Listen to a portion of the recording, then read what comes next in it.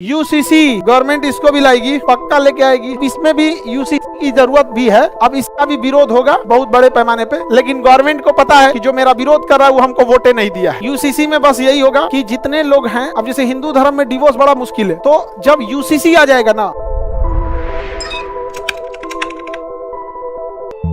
UCC संविधान के किस आर्टिकल में? आर्टिकल 44 समान सिविल संहिता। गवर्नमेंट इसको भी लाएगी, समान सिविल संहिता को भी लाएगी, पक्का लेके आएगी। सारा चीज एक के चुनाव में नहीं ना भजा लेगी गवर्नमेंट, एक ही चुनाव में सारा चीज नहीं ना भजा लेगी। दिवाली में हम लोग भी पटाखा एक के बार में सब थोड़े खत्म कर देते थे, थोड़ा देर में छठ पूजा के लिए भी कुछ रखते थे। तो यूसीसी भी लेके आएगी गवर्नमेंट, समझा गया? चुनाव हो गया, निकल गया, काम खत्म। अब अगले चुनाव के यूसीसी में बस यही होगा कि जितने लोग हैं बहु विवाह, मतलब कई सारी शादियां पे बैन हो जाएंगी। शादी करने के लिए और डिवोर्स देने के लिए धार्मिक नियम खत्म हो जाएंगे।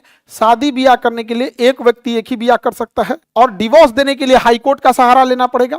अभी क्या है, रीति रिवाज आप अपना फॉलो कीजिए। अब जो 7 फेरा लेना है तो ऐसा नहीं कि उसे कबूल कराएगा, आप रीतियां फॉलो कीजिए। रीति से उसे मतलब नहीं है, लेकिन इसका मतलब ये नहीं कि आप किसी को आराम से डिवोर्स दे देंगे। अब जैसे हिंदू धर्म में डिवोर्स बड़ा मुश्किल है, कोर्ट में जाना पड़ता है। इस्लाम धर्म में तलाक निपटा दिया, इसे 3 बार इंस्टेंट 3 तलाक पे रोक लगा दिया। तो जब यूसीसी आ जाएगा ना, तो कहागा कि भैया आप निकाह किए रहिए या 7 फेरा लीजिए, उससे मतलब नहीं है। अब डिवोर्स देना है तो हाई कोर्ट में आइए और आप साबित कीजिए कि क्या कारण है कि आप साथ नहीं रह सकते हैं।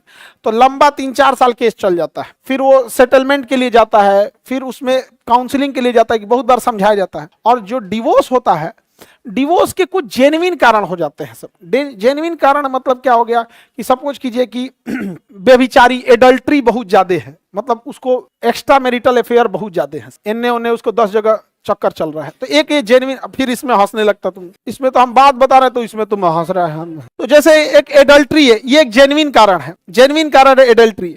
और भी बहुत सारे जेन्युइन कारण होते हैं, जैसे अनफर्टिलिटी जेन्युइन कारण हो जाते हैं, क्योंकि पुरुषों में अंदर बहुत सारे में ऐसी क्या हो जाती है ना कि नपुंसकता उनमें बहुत पहले आ जाती है, तो एक कारण वो हो जाता है। एक लीगल कारण जो होते हैं ना, तो हाई कोर्ट जल्दी दे देता है डिवोर्स। लेकिन 90% डिवोर्स का कारण होता है ईगो, हमारा डिसीजन नहीं, मेरा डिसीजन। तो डिसीजन जब भी हमारा होता है, जब मिल के होते हैं तो होते हैं, लेकिन ये ईगो के चक्कर में ना बहुत उटपटांग हो जाता है।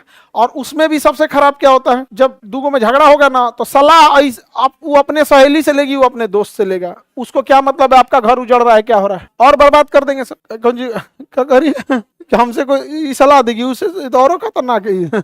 हम कभी किसी दोस्त को गलत सलाह नहीं दिए हैं, लेकिन उन सब की पत्नी अपने डरा जाती है। उस सब का अगर कहीं हमारे साथ घूमते मिल जाएगा सब ना, तो उसकी पत्नी डरा जाएगी सब एकदम। टेपू को तो हम देखे, उसकी पत्नी थी, शादी ब्याह में तो सारे कॉमन फ्रेंड रहते हैं, तो उसकी पत्नी खूब बढ़िया से खा रही थी, तब तक उसका नजर पड़ा उसके हस्बैंड पे। उसका हस्बैंड मेरे साथ था, वो खा रही थी ऐसे, तुरंत फोन निकाली, सुनिए तो इधर आइए। 2-4-10 मिनट में पता नहीं क्या गुटुर बतिया लेके चल गई। चलिए, वो हमरा से डरा गई कि भड़का देगा। और बेचारा कर अभी हम खाए नहीं है, तो पता नहीं बतिया लेके चल दिया हम। लेकिन हम कभी किसी को गलत सलाह नहीं देते। अब कोई डर गया तो हम क्या करें। आर्टिकल 44 अभी लगा नहीं है, यूसीसी आ जाएगा तो क्या हो जाएगा, लग जाएगा। लेकिन इस यूसीसी में आदिवासी समाज को बाहर रखा जाएगा। क्या किया जाएगा? बाहर रखा जाएगा। अब इसमें भी यूसीसी की जरूरत भी है। अब इसका भी विरोध होगा बहुत बड़े पैमाने पे, लेकिन गवर्नमेंट को पता है कि जो मेरा विरोध कर रहा है वो हमको वोटे नहीं दिया है, इसलिए तू विरोध करो और जबरदस्त ढंग से इसको ले आ देंगे। हम बताए नहीं आपको कि इन लोगों से ऐसा गलती हुआ ना कि ना इनको पछताया बन रहा है ना कुछ बन रहा है।